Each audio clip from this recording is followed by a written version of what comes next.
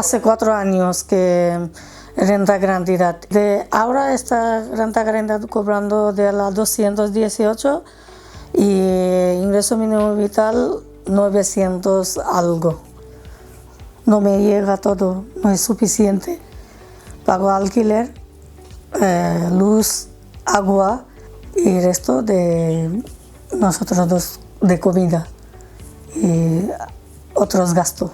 Antes puedo todo el mes para gastar, pero como no subía tanto precio, pero no subía el precio de todas cosas y ahora me cuesta mucho. Yo compro varias partes, varias super, porque donde veo que hay un poquito menos precio, por ejemplo 50 céntimos menos, compro una cosa, una comida, verdura con pescado, o sea, solo verdura. Preparo una cosa, dejo guardar la nevera, esto yo saco casi 4 o 5 días, mismo comida ya sacando como. No cocino cada día. Así yo y mi hija igual.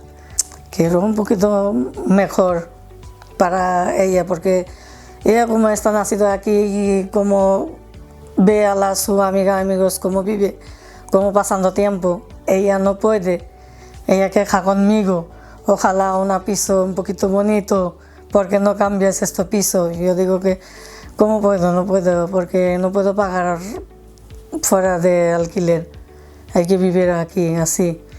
Y ella queja, por eso pienso que mejor un poquito que puede vivir mi hija bien.